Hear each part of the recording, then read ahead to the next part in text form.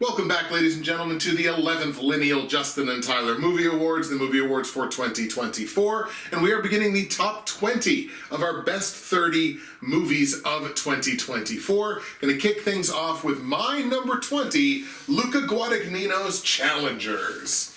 So, the story of Zendaya convincing two tennis boys to kiss each other.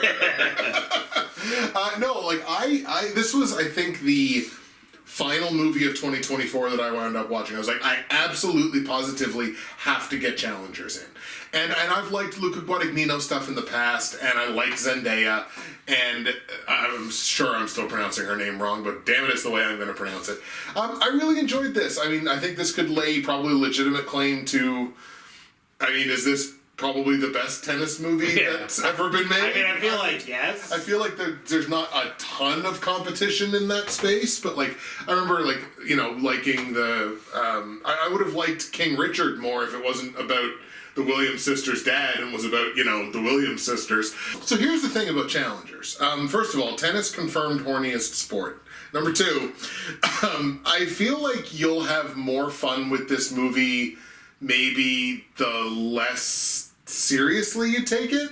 I feel like that was the case for me anyway. I very early on in this movie, I was just like, okay, I'm just gonna have fun with this. I'm not really going to lean into everything that's happening as serious, and I leaned away from the drama element of it and more just sort of into it as pure entertainment. I probably didn't take it as seriously as I should have, maybe, but I was just having so much fun with these very impossibly pretty people lusting after tennis, but not tennis, but tennis though.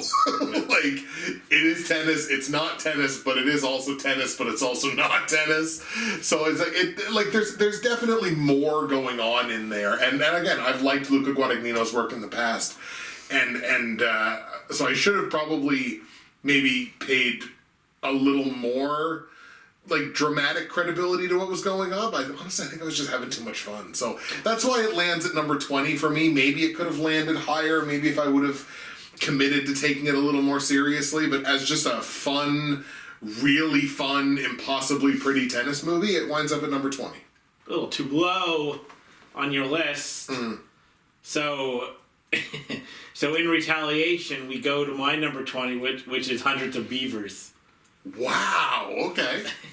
That could have worked out any better. Oh, wow. Yeah, I guess not. Wow. Because, me really liking Challengers probably isn't a surprise, considering I placed it so highly at the mid-years. I just assume I know that it's somewhere fairly high on my list. Right. So, I don't mind. But, I really like Hundreds of Beavers. I do. Mm-hmm. I appreciate its creativity, immensely. What he did. The concept of it, the fact that they're just costumes of beavers are just awesome. They're just dudes in fursuits. Yeah, I respect, admire this movie on a level that very few movies reach this year, I think. And why I ended up putting it on 20th is just because I was thinking through the movies that I placed on my list, and I thought, do I really want to rewatch Hundreds of Beavers ever? And probably not. I'm pretty much good at just leaving it where it is. And there's movies on here that I either have watched again or wanted to watch again and just didn't, or will. I won't rewatch most of these movies in the years to come because I just don't do that. But just thinking of would I rewatch this? Yes. Hundreds of Beavers. Nah, probably not. Unless I was hanging out with someone. They're like, "You've ever seen this? We should watch it." Then I would. But right. But by myself, nah. Fair. But it's great at what it is. I'll just say that it's a video game loop. You mentioned the world map part of it. I noticed that when I was watching it, of how it became like a satisfying gameplay loop of going slaughtering beavers, leveling up basically, and going to beat more. It's like Monster Hunter. Failing the first time you interact with something and then learning and getting better. It's like a game, and that part of it was cool. But yeah, I really liked it. When I first saw it, I rated it a 9 out of 10, and then I dropped to an 8.5. But it's like a high 8.5. It's like, you know? Yeah. So, yeah, hundreds of beavers. Right on. My number 19, best movie of 2024, is Longlegs. And I think this might be a movie that I maybe liked a little bit more than you, because I don't think you've talked about it at all. It was a tough cut in directors, which was Oz Perkins. And I thought Oz Perkins did a really fantastic job with this. This was, it's a little biased because it's like, this movie's tonal and atmospheric in all the ways that appeal directly to me individually. So I'm just like, oh, Oz Perkins is a genius because it appeals to me directly. Cage is undeniably creepy when he's given the proper screen time. Like, there are times when he's kind of there for a little bit and then gone, and there for a little bit and then gone. But when he's given given a little bit more screen time, like, the characters becomes creepier and creepier and creepier. I thought Micah Monroe, I thought this was a breakout performance for Micah Monroe. She was another late cut with my actresses. And the only question that I kind of had as I'm going along watching the movie is, oh boy, I kind of think I might see where this is going. Can they stick the landing? Because I'm like, it feels like they might not stick the landing, and I think they mostly did. So it wound up being a really enjoyable movie for me. An ideal Halloween season watch. Like, I could see turning this on again next Halloween season or whatever. Like, I was like, oh, I want a creepy movie to watch. Let's watch Longlegs. So yeah, number 19, my best movies of 2024 is Longlegs. Yeah, I've never mentioned Longlegs because I wasn't super impressed by it, but another 7.5. Okay. Which is totally respectable. Yeah. In a year where I see fewer movies, it makes it on. The directing, like, tension and story were really solid. I wanted to know what the hell was going on here. People overrated the scariness of this hard, though, dude. They were like, scariest movie of all. I'm just like, okay. Yeah, and it was creepy, but it was not scary. Like, which is fine. Creepy's fine. But this is it hurts me to say it, but I have to say it because this is a circle of truth, a place of honesty. Anybody who has watched the movie awards should know. If they remember, Nicolas Cage is one of my favorite actors. Yes. I love me Nicolas Cage, man. He's won multiple times. His performance in Pig might be like my favorite performance of any movie since we've done the movie awards. Honestly, it's in contention. Totally. Right? I love Nicolas Cage. I love him Unhinged. I would say, though, that while he does Unhinged well, as we know, and he does what he's doing here well, I think it feels out of place in the movie. I don't think the movie is framed around it enough that he fits in. And I kept watching it, and dude, I was sitting there and I was like, why is my least favorite part of this Nicolas Cage? Not even that he's doing it badly. I was just like, what is going on? Like, I don't hate Nicolas Cage. No. And I don't think this is a bad performance, but I'm like, it's because it doesn't work within the framework of Longlegs. I'm probably one of the only people who feels that way. I know. But I can defend it, you know? But I can see it too, because it's like this sets a particular tone and is good. This sets a particular tone and is good, but when you put the two of them, it's not... Yeah, I don't think Nicolas Cage was the one for this, if that's the performance that, Oz Perkins wanted or Nicolas Cage wanted to give. But I admit that I'm probably in a minority here. Sure, that's fine. But this doesn't come from a place of hate. No.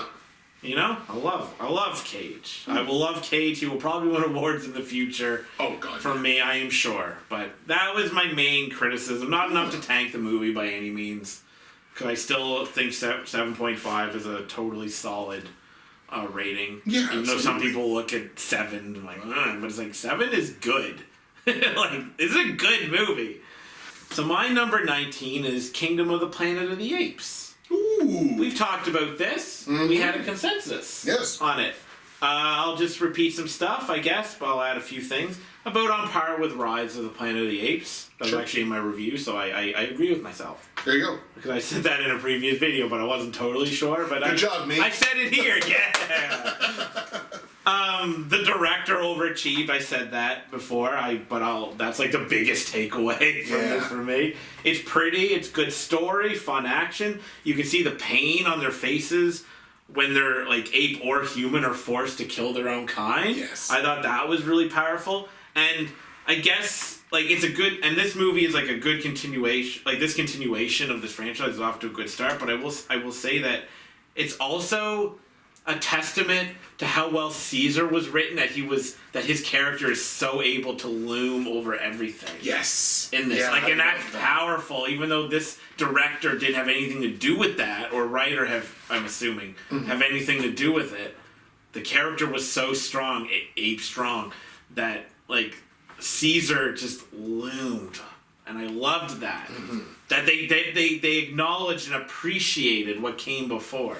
And you have the juxtaposition of, and actually this literally just came to me, so it's not something I was going to talk about in a review or anything like that, but the juxtaposition between how the people, the apes in the village follow the teachings of Caesar, and the bad apes, the apes in the kingdom, look at what Caesar said, because they just take Caesar's words, right? Just like, well, apes together strong. We have to get stronger. We stay together. We get stronger. We must get stronger. We must conquer. Basically, like Caesar was a great conqueror, and it's like, well, he wasn't.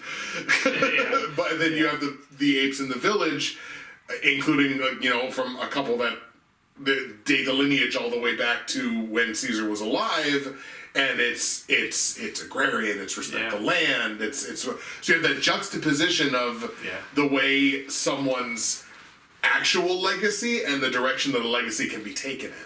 As we talk about this, I kind of wish I would have put this movie higher. It's just made what? Is this my first regret of the top 30? Where that's okay. I think where I'm kind of like, we're almost halfway through, so only having one regret to this point is not bad. I'm purposely not looking ahead to see what my movies are, so maybe there's absolute bangers and I won't feel this way. But this actually hurts me a little bit, 2019, because this is a really great movie. I think I might have only rated an 8.5, but I think it might be a 9, because I think I love this movie. We're taking care of our regrets already. This is why we need the post-movie talks, right? Yeah, that's true. This should probably be a little higher than it is, but also there's so many fantastic movies ahead that it's just the unfortunate reality of like compiling lists in order, not being wimps, being like, here are my favorite movies of the year with no order. In no particular order. That's I just wimpy like them. stuff. We don't do that here. My number 18 best movie of 2024 is Saturday Night. Just a tremendously kinetic, like firecracker of a movie that does an incredible job. First of all, and clearly I've talked about this a time or two already in these awards, so clearly it's a thing that I really like. It makes really effective use of like the single shot gimmick to lend that real air of unpredictability to what's happening. Like, look, this is something that happened, whatever it was, 50 years ago. We know what the outcome was. And yet, as you're watching this movie, as we get closer and closer and closer to the 11:30 hour, you're kind of sitting there going like, I don't think they're going to pull this off. It's like, it happened 50 years ago, so you know that they pulled it off. But and that's the sign of, or 40 years ago or whatever, but that's the sign of a really great film by a really skillful filmmaker. And I think Reitman showed here that when he wants to be, he can still be a really tremendous director. You had some fairly big names in this, in like secondary and tertiary roles. You had Finn Wolfhard, you had J.K. Simmons, you had Willem Dafoe. Like, you got guys just kind of popping in there for secondary roles, but at the same time, like, contributing to the whole. And it's a great ensemble performance by the whole cast. I did see one person criticize, like, my only criticism of the movie is that they didn't show the finished product. And I was like, did you want another hour and a half of them just replicating the first episode of Saturday That would Night be Live? terrible. That would dude. be... Now, look, if you want to do that as, like, an extra, like on a DVD or something, and have them do it that way, cool. But, like, I didn't need to sit in the theater and then watch them replicate the first episode of Saturday Night Live. Like, that doesn't make a lot of sense. Dude, that would have tagged the That would have, movie. that would have been like, wait a minute, there's another 90 minutes? I was like, wow, this movie boy. sucks now. All of a sudden, this is not so kinetic anymore. Yeah. But no, as it stands, I thought Saturday Night was a tremendous accomplishment. I liked it a lot better than I thought I was going to, and it winds up being my number 18. My number 18 is Boy Kills World. Ah, yes. This was high at the mid-year in my top 5. It has slipped a little, obviously. It hasn't aged perfectly with me, but I still really dig it. To those who may not have seen this, and you're thinking about it, you need to go in knowing that the narrator voice is kind of obnoxious. Right. When I first turned it on, I was like, oh man, I don't like this narrator thing going on. But it eventually kind of, came together, and I was like, okay, I wouldn't have done that, but I understand it. And it's a comedy mostly, like it's violent, but it leans a lot into the comedy. And I don't even think that is especially funny. Mm-hmm. So you're wondering, like, how can it be so high? It's like, one, I'm biased towards action movies, and the action here is super inspired, and it's just... Bill Skarsgård was great here. It was just a lot of fun. There's like a clear video game influence. Yeah. I mean, it's blunt. Like, there's literally video games in it. And the music slaps. And there's a twist that recontextualizes everything that happened before that I liked. I don't know how other people feel about it, but I really enjoyed the twist.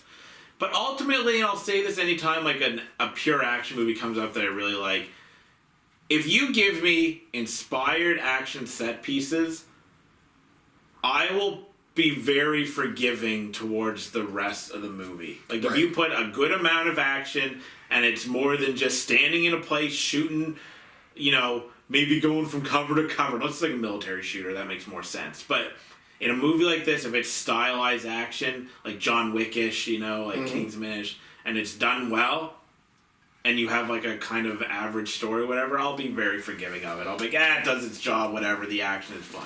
Like, I'm very simple when it comes to that kind of stuff. And Boy Kills World is one of the finest examples this year of stylized action, so that's the main reason it's number 18 for me. Nice. Yeah, and I think you've displayed a track record in the past of exactly that. Whereas like, if you give me stylized action, then like... Yeah. I'll work with you on the other stuff. Yeah, if the choreography of an action scene is really good and goes above what I feel is like kind of a normal of action movies, then I'm really forgiving of the rest of the movie. My number 17 best movie of 2024 is The Substance. Demi Moore and Margaret Qualley star in a movie directed by Coralie Fargiat, I think is how you pronounce her name, and she was definitely on the radar for directing, and she was probably an omission that if I could change, I might go back and do it differently, slide her into one of the the honorable spots.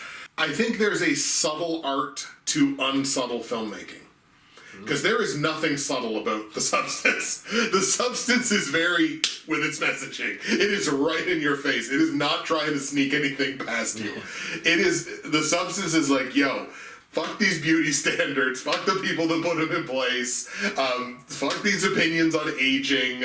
Like, all of it. Like, fuck the system, all these things. There is nothing subtle about the messaging behind this movie whatsoever.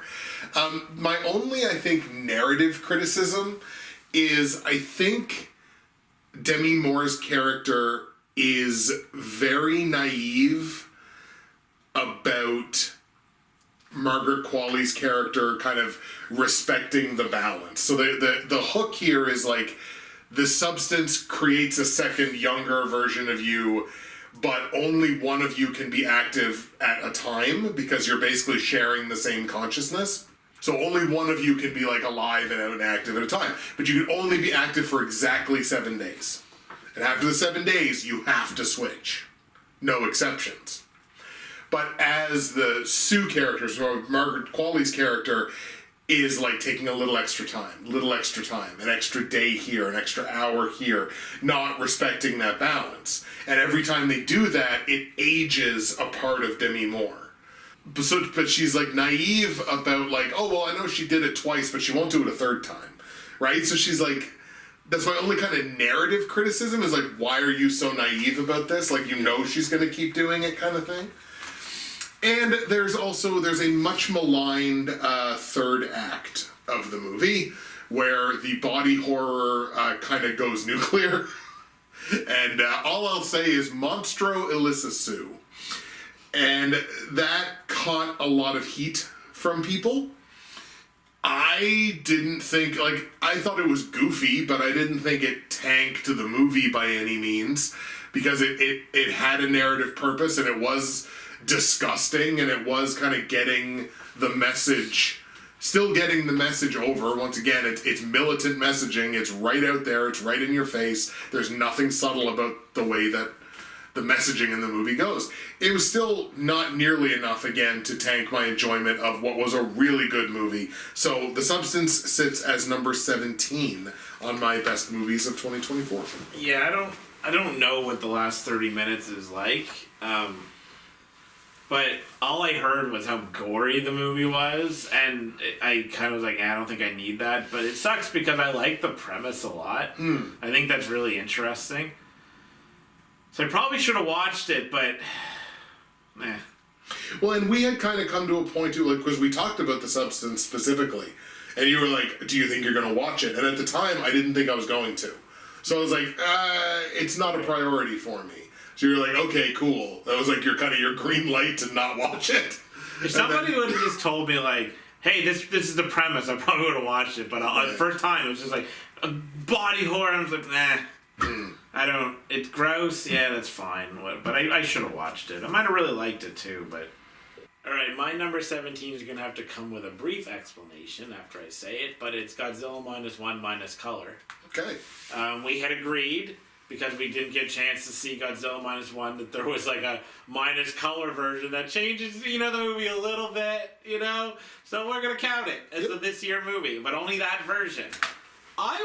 To be honest, I was a little tired when I watched this. Otherwise, it might have been higher, because unlike Godzilla X Kong, this very much treats Godzilla as just a villain, like the old school. He kind of just shows up and he's like, oh no, he's like scary. This is an immaculate representation of Godzilla. I understand why people love it. I obviously really, really liked it too. I just, like I said, I was just kind of tired when I was watching it. I probably should have just stopped and went back when I wasn't, but But even still, even with that said, it was still number 17. This is, like a scary, old school type Godzilla. And the black and white actually was handled really well. And Yeah. I feel like that lends it an element of authenticity to that kind of old school. Yeah. Yeah. It makes it kind of feel like a documentary of sorts. Like, this actually happened. I don't know. I've always felt I felt that way for a long time about certain movies in black and white where it really benefits from being black and white. And this is certainly one that I haven't seen it in color, but I like it in black and white. So that's mine. Yeah, that's totally fair. And I'm glad that we made that concession so that we didn't miss a movie that we were probably both really gonna like. If we had an opportunity to include it, then we jumped and we took it. Yeah, we cheated, but who cares? So this is where we actually begin a little segment of my picks that I've called audibles on. Damn. I basically called audibles on the arrangement of the rest of my picks in this video. 16, 15, 14, 13, 12, and 11. Nice. So, my number 16 best movie of 2024 is Sing Sing. Sing Sing. I had originally had this one spot higher than this. Brother, we here to become human again. So I have no basis of reference for the prison experience, obviously. But, my God, did that line ever hit so hard when I watched this movie. I'm like, oh my God. Yeah. Just the the everything that line means in the context of the movie is just like, oh my god, did that ever hit? Coleman Domingo is quickly for me becoming like just an absolute master craftsman. And I think I like, as much as I really like this movie, I appreciate it maybe even more for what it represents, understanding that the vast majority of the people who are in this movie are actual prisoners and were actually people that went through this thing that's being talked about, like this theater group, and the way that it does change their trajectories, and the way that a movie like this handles like male bonding, and it gets better as the intensity and the personal conflicts kind of ratchet up and they have to find resolutions to them. And I just think this was a tremendously beautiful movie with an incredible message. So Sing Sing winds up my number 16 best movie of 2024.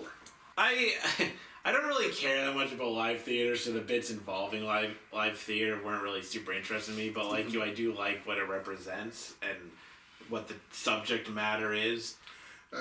In all transparency, I dig live theater, so that stuff would work for me more than it would work for you. So that's it's totally fine. fair. It's fine. It just wasn't really like a selling point for me. I find the pacing a little off, and there was about 3 times where the movie could have ended. But like Domingo is great, but Macklin deserves a lot of credit.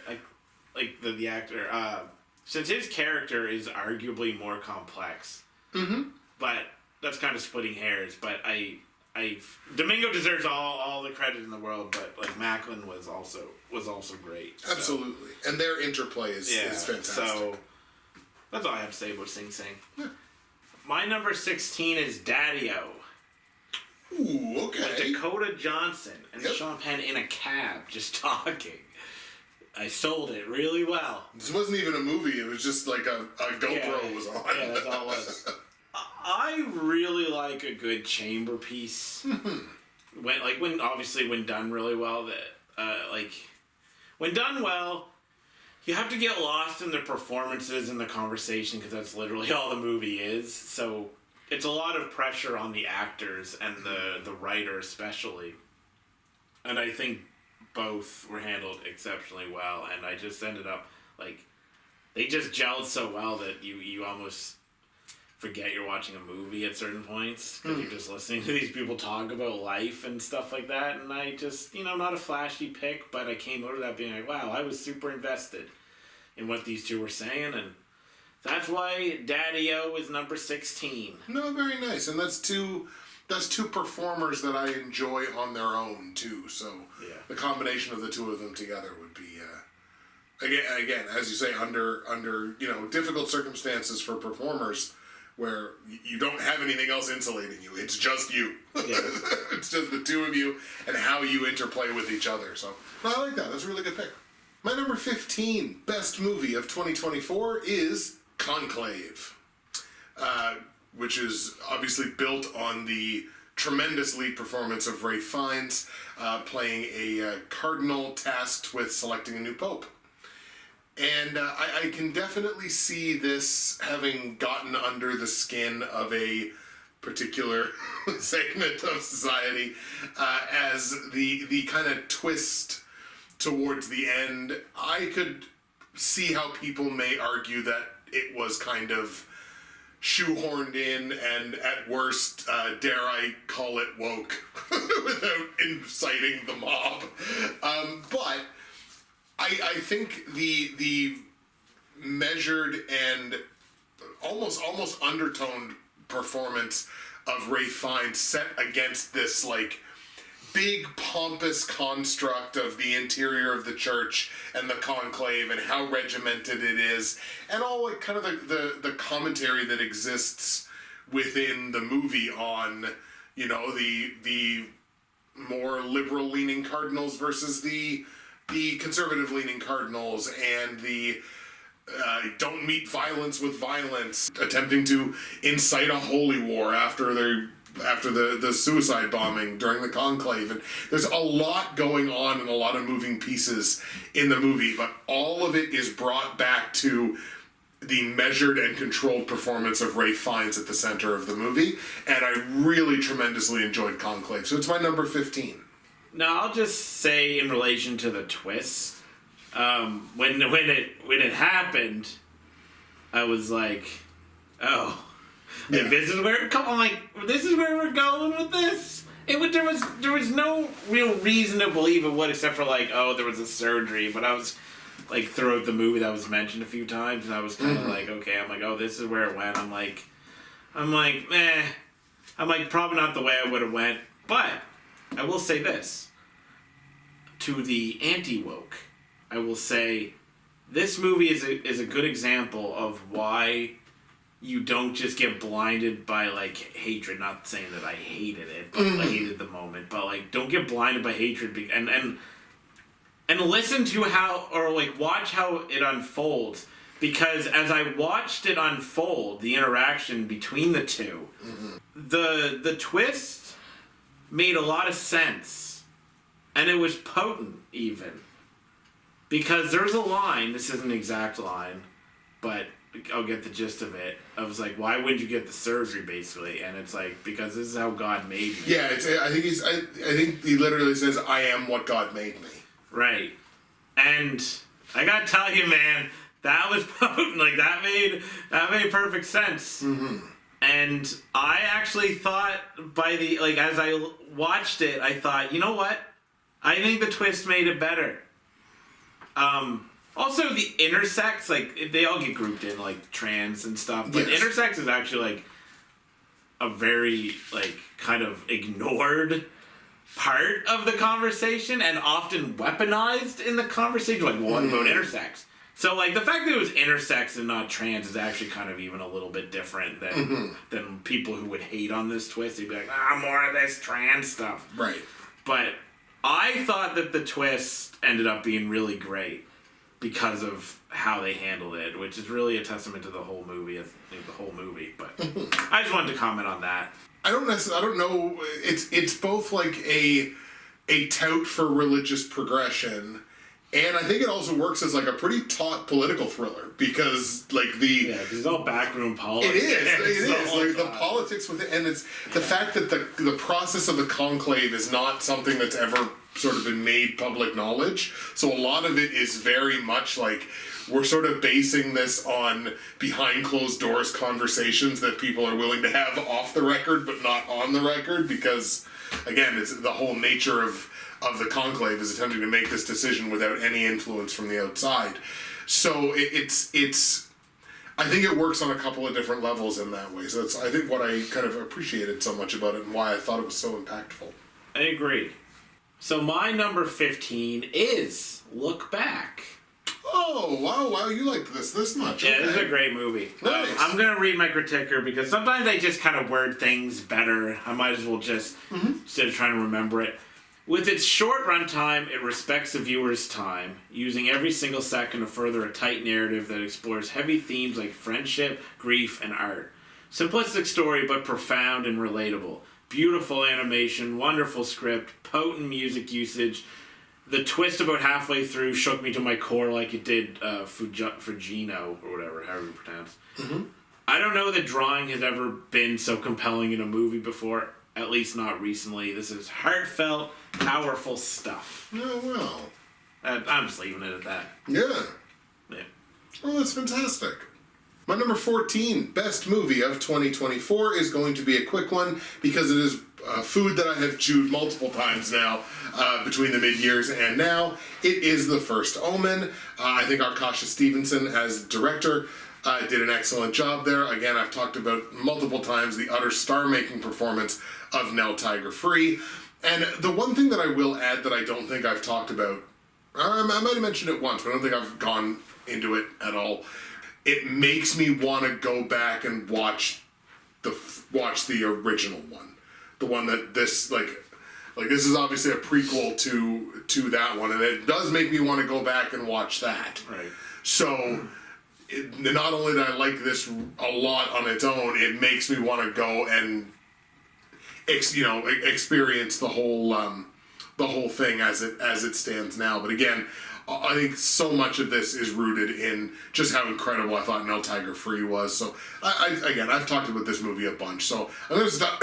I'm sorry. I'm going to stop there. The First Omen, my number 14, best movie of 2024. Yeah, I won't say anything really about First Omen. I just didn't like it as much as you did, but I liked it. Mm-hmm. My number 14 is a cheater, Molly and Max in the Future. Yes. Like, I loved this movie. It's low budget, so you can tell when you look at it, but I actually didn't mind it at all because it kind of gave it an old school sci-fi look. Like what it needed to have, it had. It had snappy, clever, realistic, heartfelt dialogue between, the two leads who had wonderful chemistry. Together, because really the camera doesn't move or anything. It is fun little tidbit lores which I appreciated, and a good central conceit. It's not like the shape of rom-coms to come or anything, but it's really fantastic of what it sets out to do. But imagine if it was. Imagine if every rom-com was just Molly and Max in the future. Yeah, it's great. It plays with the formula a little bit. It's a well-done rom-com. My number 13, best movie of 2024, lucky number 13, as I always like to say, is a movie that I've talked about a few times before, but we'll do it again, is The King Tide. And I just said, cheaters. That's technically a cheater from 2023. So I guess I immediately was like, oh, wow, that's rated really high for a cheater. And then I immediately rank a cheater, technically one spot higher. I don't tend to do this a ton, but I do think, if I do say so myself, I do think my review is well written. So I'm going to go ahead and just read my review, which also includes just one more smack at the folks who closed our theater. The King Tide, many thanks to Isla. This tremendous piece of Canadian cinema is sadly the final film I'll see at my local theater before it's shut down. Fuck you, Cineplex. This reminds me of a heavily elongated Twilight Zone episode, exploring themes of isolationism, family, peer pressure, fear and tribalism, and how they can lead to extremism and zealotry and ultimately civil war. There's plenty to sink your teeth into here, supremely engaging with an ending that is as gut-punchy as it gets. Bravo, Christian Sparks. And that kind of takes us on the whole ride of the King Tide. We have this basically miracle child that washes up on the shore of this idyllic little village community, and they're basically, once they realize the powers that she has, everything's perfect, everything's lovely, everything's idyllic. It's a utopian society until she loses her powers, and then the society immediately splits into, well, this is just the way things are now. We survived fine without her before, and the other side going like, no, we need to do whatever we need to do to this child for her to get her powers back, up to and including killing her. So it just how quickly this community just fractures into when they are no longer the idyllic utopian society. And I just thought Christian Sparks did such an incredible job telling this story. So The King Tide is my number 13 best movie of 2024. You said Civil War. It's a better movie about Civil War than Civil War. There you go. The best Civil War movie of the year is not the movie named Civil War.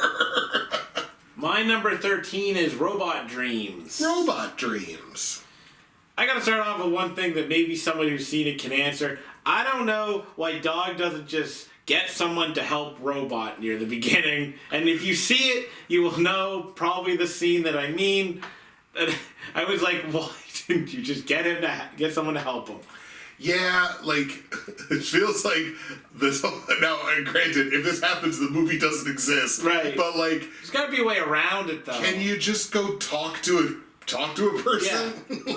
That was the only part where I was like, this doesn't make sense. I see an obvious plot hole here. I think this is an incredibly honest, sad, and uplifting movie. It uses September by Earth, Wind, and Fire exceptionally well, and I now associate that song with the movie. Mm-hmm. Beautiful animation, has no dialogue, which doesn't feel like a gimmick. the friendship, and I guess it's a friendship, but it kind of feels like they're lovers sometimes between dog and robot. Sometimes. I love that. I love that robot just kind of learns about humans and acts according to how he watches not humans, but other people or whatever act. It's kind of interesting. He's always smiling, and then he's like trying to act appropriately. I think Robot's a great character. I gave Robot a love as a character at the mid-years. Yeah. And Dog's cool too, but it's just Robot really is the one there. But yeah, it's just a beautiful movie. Just all across the board, except for that one little bit where I'm just like, what? Why you leave him there for a year? Yeah. Yeah, I don't get that. Like, right. I'm totally open to somebody convincing me that was a good narrative point, right. But I don't have an argument to defend that part. But I also don't think, obviously, it tanks the movie. No. It was just kind of a weird, like an imperfection. But really, the rest of the movie's fantastic. Yeah. I don't have a complaint in any other way. So no, totally, and it is like, if somebody, I guess, wants to make the argument of like, well, it's the same reason they didn't just ride the eagles in Lord of the Rings right at the beginning, because it's about the story and it's about the journey of getting there. So it's like, okay, I guess, but this doesn't. It still doesn't. The energy doesn't quite fit. I don't think it. So I'm not. I don't know. My number 12 best movie of 2024 is Jeff Nichols' The Bike Riders, and this is one obviously we had to wait a little bit longer for, but when we finally got it, oh boy, this movie is excellent. I already talked about the praise for the ensemble cast in my best actors with Austin Butler, Tom Hardy, Norman Reedus, and Michael Shannon. But everybody in this movie is really, really, really tremendous. Telling the story of a Midwestern biker gang in the 80s, I believe it is. And I guess if there's a criticism I could levy on it, I think maybe as a movie it's guilty of occasionally telling instead of showing. But the narrative also takes place over multiple years, so that's the way the narrative is framed. So it's not even really a criticism. It's kind of what you have to do when your narrative spans multiple years. You can't show everything because it takes place over an elongated period of time. I really enjoyed the story that this told. This is maybe one of the movies of the year where, like, man, I just enjoy the way this feels. Like, this just feels exactly the way it's supposed to. And once again, this is another instance of a piece of art being so good that it makes me want to seek out the source material, because I feel like there's so much more of this story to wade into. So I actually want to find the book or books that this narrative was kind of based on, because I really want to wade more into this territory, because I feel like there's so much more to discover in there. So again, one of the highest pieces of praise that I can give to a piece of art is I want to seek out where that piece of art came from. So The Bike Riders accomplishes that for me, and it's my number 12 best movie of the year. Yeah, I think Jeff Nichols is one of the best directors working. I've been singing his praises ever since I discovered him with like Shotgun Stories. Just a run of movies. Mud, Take Shelter. I even liked Loving. I even liked the more side midnight whatever. I even like that. This guy is friggin' talented, man. I love Jeff Nichols. My number 12, I actually called an audible a bit ago and moved it up 4 places or something. Ooh. I'm staying on the robot theme because I'm bringing in The Wild Robot. Nice. Which is totally, a lot of these movies are deserving of top 10. There's just only so many spots. Right. This movie's special. The fans recognized it, so good job. Mm-hmm. It's a simple story, told extraordinarily well. You kind of know where it's going, but it has so much heart and humor, married to great animation, that it doesn't matter that you know where it's going. A lot of death jokes specifically, but they're funny, right. But also allows the movie to confront some pretty harsh realities, of animals in a way that isn't too depressing. Which would really hurt me, because that's a hard thing for me, but I could handle it. The beginning when Roz wakes up and is just doesn't know what the hell is going on and completely out of her element is like it's such a chaotic ride that you understand why the animals view her as a monster. Yes. Right? Not her fault at all, but you can understand why the animals are like, you're a monster. Hashtag Roz did nothing wrong. Yeah, Roz did nothing wrong. Yeah, like, this movie's great. Like, the robot animated movie's hitting hard. That's true. Year. The year of the year of robo animation. Yeah. And my final selection in this video, my number 11 best movie of 2024 is Late Night with the Devil. I really, really dug this lovely piece of cinema from Cameron and Colin Cairns, with, again, David Dastmalchian at the head of this, like, window into a late 70s late night talk show that goes wonderfully awry and releases the devil into everyone's homes. As it does. Yeah, that it does. And you know, as did much television in the 70s. So look, I feel like this was like an immediate Like as soon as I started watching this movie, I think I was maybe 5 minutes in, and I'm just like, this is an immediate yes. This looks exactly how I want it to look. This feels exactly how I want it to feel. And damn, David Dastmalchian is fantastic at the beginning of this. And like, I locked in on all of those things very, very quickly in the process of watching this movie. And I love not only his individual performance, but his interplay with Laura Gordon and Ingrid. I can't remember her last name, but it's the woman and the little girl. The three of their interplay there, as like this little girl is just like breaking him down from a psyche level, and then swapping back to like, oh, I'm sorry, I hope I didn't say anything too upsetting, and like stuff like just their interplay in between, and the way that he as a character is trying to navigate everything that's going on in such a short period of time, the demands that he's being thrown from his network, the demands of the skeptic, the demands of this woman and this little girl who maybe there is something paranormal and psychological happening here, and he doesn't really know, but it seems like maybe it is. And the ending of this movie really could have gone off the rails, but I think it held itself together pretty darn well. It did go off the rails for some people, because I saw that as like a relatively common criticism. Yeah, I think the ending could have been handled better. I think it probably could have. For me, I thought it held together well enough. Certainly that it didn't like torpedo my enjoyment of the movie. Obviously, it falls just outside my top 10. So Late Night with the Devil, my number 11 best movie of 2024. It's a good movie. I'm glad you watched it. I didn't watch it until later because you had seen it in enough time for the mid-years. It was my favorite movie of the year at that point. Right, that's what. Yeah, right. Oh, yeah, that's right. That's absolutely right. I don't think I saw it. And now I hate it. Last thing about Late Night with the Devil, I did get a little worried before the movie starts because I'm like, oh man, there's a lot of studios attached to this. I'm like, uh-oh, is this going to be the 27 studio problem? The too many studios syndrome. But I was like, oh, thank God. This is a bunch of studios that actually did good things and didn't fall victim to all the problems. And it still felt like a fairly concentrated vision from the two directors. So thank goodness it didn't fall victim to that. Sorry, Tyler. You go ahead. All right, I'll close with the video with my number 11. Baby Assassins 2 Babies. I don't really know why babies is thrown onto the title. It just kind of feels like weird, like, translation from Japanese. But anyway, it doesn't matter. That's what the title is. Look, man, there's AAA movie. There's a AAA movie called Too Fast, Too Furious. So, like, anything is on the table. I really loved the first Baby Assassins.